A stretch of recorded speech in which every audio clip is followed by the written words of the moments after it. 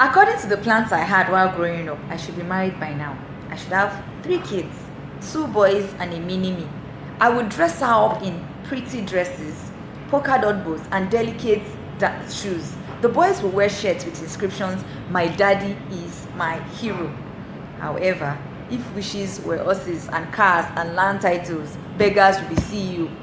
I'm just a single lady. I do not have a child and I work with VDT Communications as a solution design engineer. I joined VDT over 6 years ago as a field service engineer.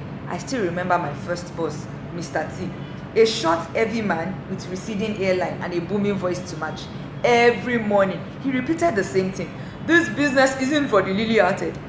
I used to wonder what he meant by that until I started going out to site for fault resolution. I built masts, I laid cables, I set up base station. I was almost beaten up by irate customers, commended by satisfied customers, sometimes misinterpreted by my boss. I tell you, it is a difficult job, which is why I always look forward to some form of respite when I get home, only for me to be pressured again by my family members, expecting me to bring him home. Bring who home, I ask myself. What my family members did not know was my decision to travel to Taraba State for my youth service was because I had heard that students who were not fortunate enough to meet him while in school had a higher chances of meeting him while serving in the north than when roaming the streets of Lagos. So when my closest friend Raymond gave me the news that I've been posted to Taraba State for youth service, believe me, I had never been given a better news. When my dad, who had some influence in the north, tried to help me redeploy back to Lagos or Ibadan, I simply informed him that the whole essence of youth service is to have people acquaint themselves with what was happening in other states. The journey from Ibadan to Jalingo, which took 2 days, felt like 2 hours because it was a journey to destiny. I still remember that night. I was strolling down from Yakasi Villa alone because my roommate Stella traveled to see her parents in the village. Beautiful girls should not walk alone in the dark. I recognized that voice. That was David, our CLO. Very vibrant, very intelligent, very good looking, very him maybe. From that night, I never had to walk alone until the 12th of November. That day I woke up, I knew it was a Saturday. I had my day planned. I had a lot to do. I went through my list. Number 1, see David. 2, clean David's house. Cook for David. Wash David's clothes. Stella, by the way, who never minds her business, felt that I no longer have a life of my own. What did she mean by that? I have David. I no longer need a life of my own. What we have now is a life of our own. I didn't even allow Stella's negativity to dampen my spirit. I just went about my duty. I got to David's house to discover that his sister had come visiting. I greeted my future sister-in-law with so much excitement, maybe a little bit too much. And David, I saw that he looked a bit uneasy, but then I remembered that he had complained of headache the night before. That must be the matter. However, as I made to go into his room, David finally gathered himself together and said, "Ronke, I'm not sure you have met Thelma, my fiancée.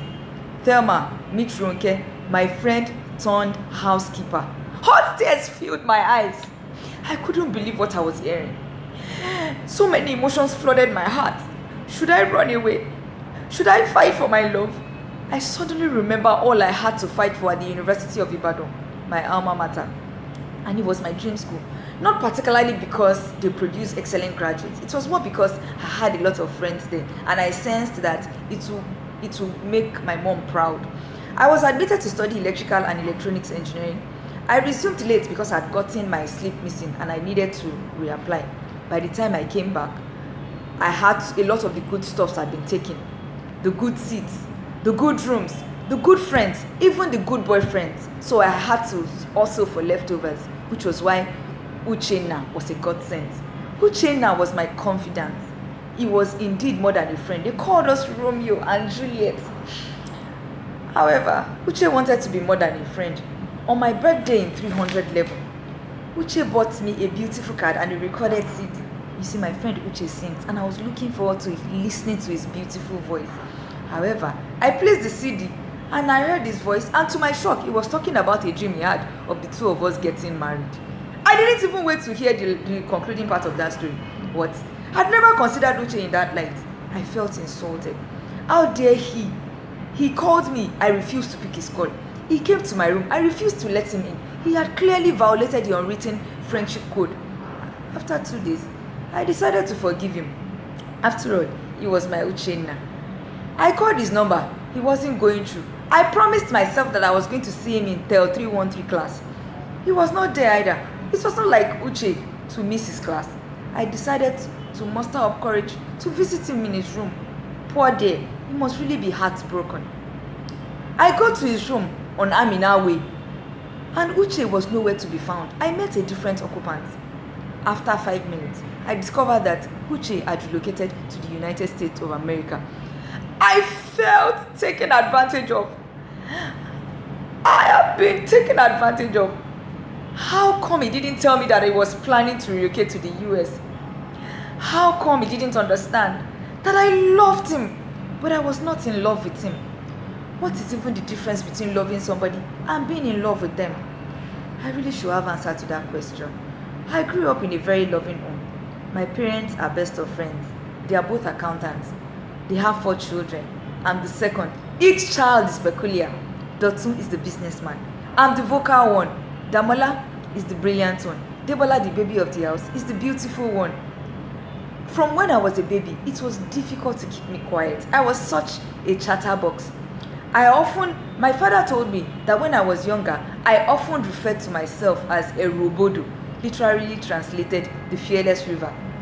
I was indeed fearless. Nothing was beyond me, well, except my desire to study medicine. And the dream was actually bequeathed to me by my mom. I look back now and I wonder how I thought I could actually become a medical doctor. I never liked biology. And the only 2 things I liked less than biology were injection and the smell of drugs. After 4 failed attempts at getting into the medical school, I knew that the medical profession had eluded me. I'm sure you are wondering what happened between David and I and Thelma in that room. A renowned writer once said that there comes a time in your life when you have to choose between turning the page and closing the book. I didn't fight. I didn't run. I simply walked out of that room with my dignity intact. 13th of February 1976, Murtala Muhammad was murdered. Many cried. Many mourned. A few people rejoiced.